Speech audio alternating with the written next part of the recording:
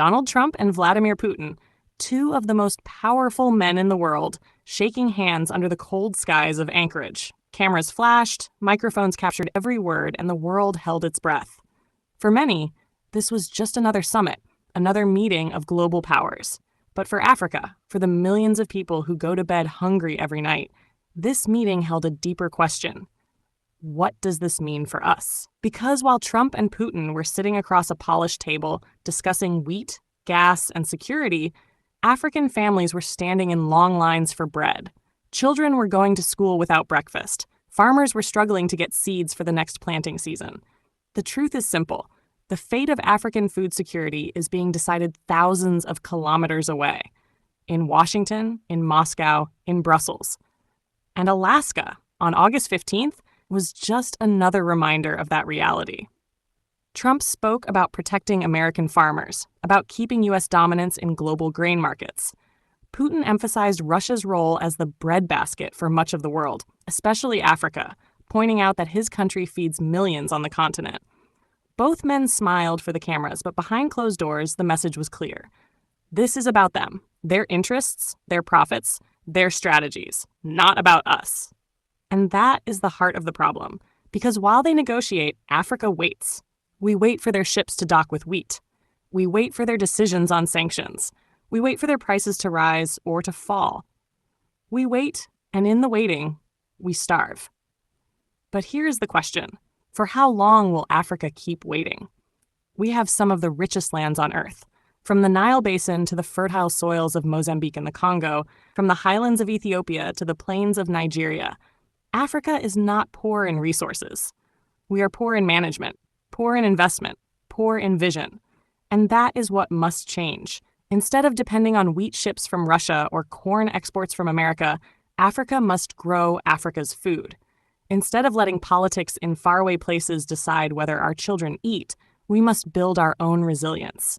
The Alaska meeting was not a promise for Africa. It was a warning. Because even as Trump and Putin smiled for the cameras, the truth is, they did not agree on a clear solution.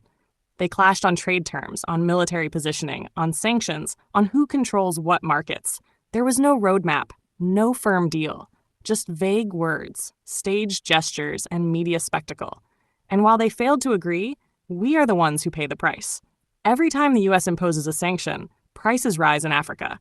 Every time Russia halts exports, families in Africa go hungry. Every time these giants argue, it is our tables that go empty. This is why the Alaska meeting is not about Alaska. It's about us. It's about whether Africa will continue to sit on the sidelines of global power games or finally take its place at the table. The solution is not complicated. It starts with three things. First, invest in our farmers. Give them access to modern tools, irrigation systems, quality seeds, and fair markets. A farmer in Malawi should not struggle to feed his community while land lies uncultivated. Second, connect our continent. Why should cassava rot in Nigeria while people in Sudan go hungry? Why should maize overflow in Zambia while Somalia imports grain from Europe? We need roads, railways, storage, and policies that make it easy to move food from one African country to another. Third, protect our own markets. When foreign wheat floods our ports, local farmers cannot compete. But if we support African agriculture first, we create jobs, stabilize prices, and secure our future. This is not just about economics. It's about dignity. It's about sovereignty. It's about refusing to let the lives of our children be determined by political games in Washington and Moscow. Trump and Putin did not agree in Alaska. They did not sign a deal that guarantees stability for Africa. And why would they? Their goal is to protect their people, their economies, their power, not ours. And that should be a wake-up call. Because if we don't act now, if we continue to depend on others, then every time the world's powers meet, we will keep holding our breath, waiting, hoping, praying that this time they remember us. But they won't. The Alaska meeting proves one thing. No one will feed Africa, except Africa. So the choice is in our hands. Do we keep waiting for ships to arrive?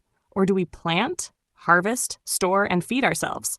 This is not just a dream. It is possible. We have the land, the people, the climate, and the potential.